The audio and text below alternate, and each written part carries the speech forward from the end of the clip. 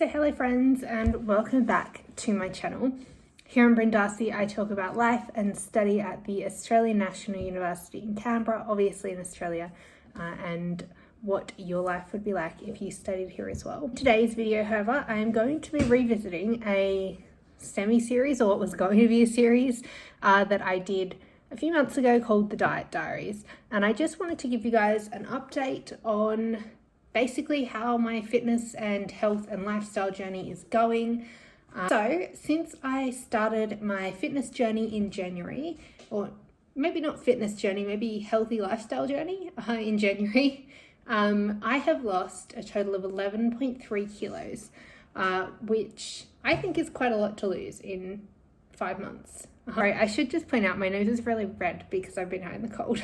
In saying this, I wanted to share how I lost that weight, because obviously it's all well and good for people to sit here and go, oh, I lost this much weight, but actually losing in practice is very different.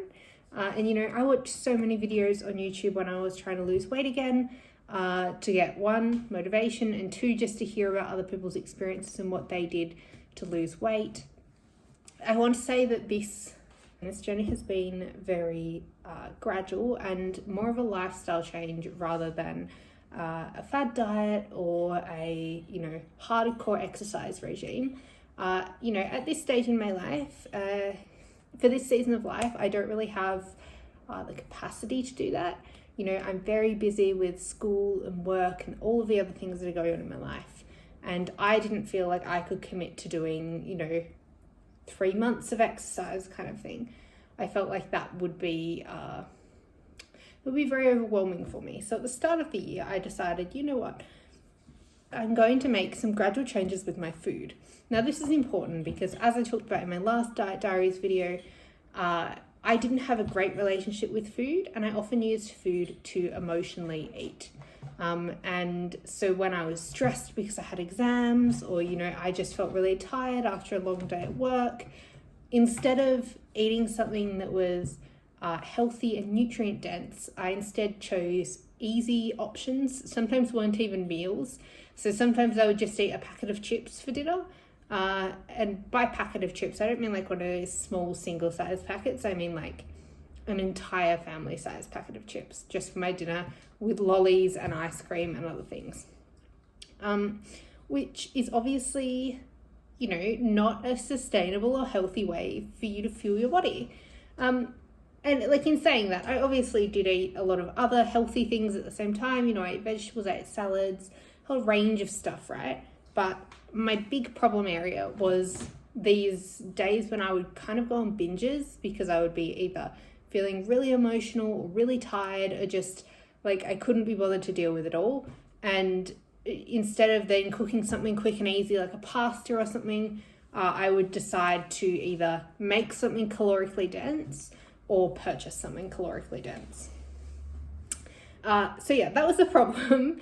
But the solution to that problem was just about mindfully eating. So instead of going to the shop and buying, you know, packets of chips to eat for dinner, or making, you know, a really creamy meal, like a carbonara or something, instead of doing that, I decided, well, I'm just going to try and eat more whole foods, and I'm going to try and reduce my carb intake a little bit, because I ate a lot of potatoes, too many potatoes for the average human, and also reduce my sugar intake.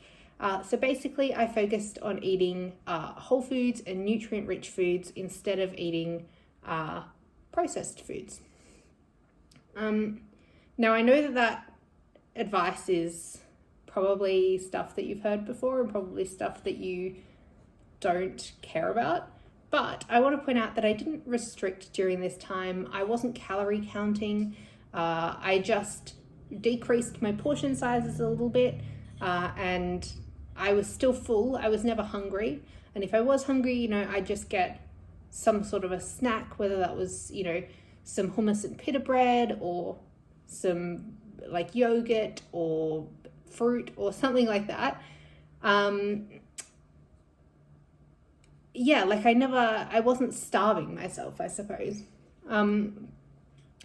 And I also didn't restrict the types of food I had. So when I said I tried to cut down on carbs, that wasn't like if I went out to a restaurant, I wouldn't eat what I wanted to eat. That was just during the week, instead of buying chips 3 days a week, I would only buy the chips once a week. So it was really small changes, and it wasn't something that it didn't feel like a sacrifice, I suppose, because so often, especially when you do like crash dieting, it feels like such a sacrifice to miss out on eating the food. And I would say that the way that I have lost this weight was not like that. I didn't feel like I was sacrificing anything. You know, sometimes I would choose to have a option that I knew was lower calorie, but that was because I liked that option. I felt like that option. It wasn't like that was the main motivating factor in what I ate. And yeah, you know, I still ate sweets. I still had bubble teas and other things that I really like. So it wasn't like I cut down on all of the things I enjoy just because they're not healthy things. I just sort of only ate them, you know, once or twice a week, as opposed to, or really only once a week, as opposed to every day. I would say that it was more like an 80-20 style of eating, but without actually considering the 80-20 aspect of it. Like, it wasn't like I was like, right, I've eaten really healthy this week, so today's going to be a cheat day. It's just, you know, one meal here or there during the week when I felt like it. Well, as that, I should say that I didn't change the way I exercised at all. So I went from doing no exercise to still doing no exercise. So I went to tennis some weeks. Some weeks I took walks, but I definitely didn't move my body every day. I definitely was living a very sedentary lifestyle during this past 4 months, and yet I still lost 11 kilos. So I imagine if I had done a lot more exercise, I would have lost more weight, but such is life. I didn't do that. I didn't feel like I could commit to doing that at this stage.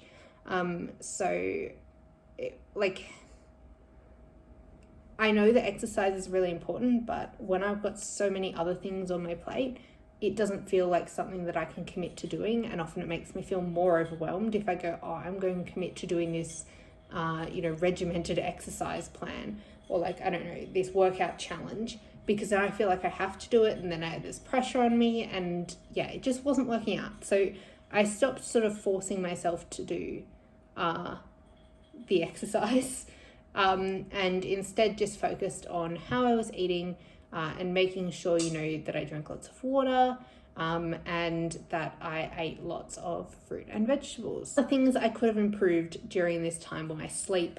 My sleep definitely wasn't great while I was doing this. I would have wished that it was better, but, you know, I'm not a very good sleeper, especially when I get stressed out, and I was pretty stressed out this time, so my sleep hasn't been great. And as well as that, obviously stress is not good for weight loss either, and I have been very stressed.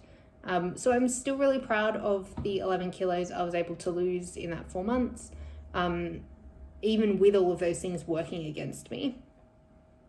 But going forward, I am going to try and work on a few things to help me get to my goal weight of 55 kilos. So at the moment I'm at 59, and I'm trying to get to 55.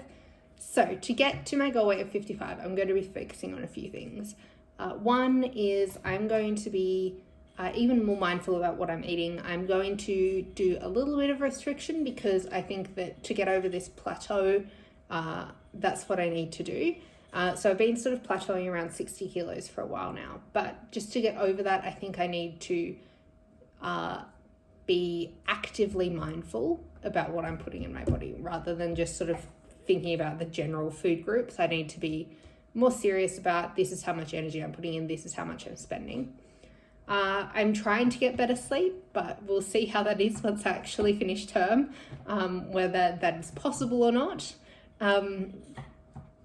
But as well as that, I am trying to commit to a new style of working out for me. And that is working out for 10 minutes every hour when possible. So like I said before, I don't like being forced to commit to things. So I don't want to be like, oh, you must work out for this many hours every day. No, instead, I just want to aim for like at least 3 or 4 one of them can be a stretching video or a yoga style video, and I just do 10 minutes of exercise. And, you know, for someone who's sedentary all the time, doing that level of exercise, I think will be really good for me. And as well as that, I also want to start incorporating more walks into my day. Whether that's, you know, a walk on the treadmill or going outside if the weather's nice and taking a walk. I think that is also going to help me lose the remainder of the weight that I want to lose. So basically I've got 4 kilos left to lose. I think that, yeah, that will really help me to push that off. I don't think I want to do sort of high intensity cardio because I know that can put a lot of stress on the body as well, especially on the female body. And especially on a body that's already stressed. So I don't want to raise my cortisol levels by doing things like running, for example. Instead, I think that just taking sort of extended walks and doing these few workout videos every day will be a really good way for me to move my body more, burn more calories, and then lose a little bit more weight. So as always, obviously the things that have worked for me might not work for you. I feel like that's just that should be noted every time you watch a weight loss video. Like, there are people who eat eggs for 3 days and lose 10 kilos. Like, that's just not going to happen to me, right? So I think that just bear in mind, like, how I've lost weight might not be the way that you lose weight. But I just wanted to share with you how things are going, give you a bit of an update, and give you a bit of a path for where we're heading in the next few months, especially as we go into European summer. Because even though having a summer body is like a whole farce in and of itself, I would like to feel more confident in myself before I wear a bikini, because I don't feel confident in myself, you know, outside of what other people think. That's just a me thing.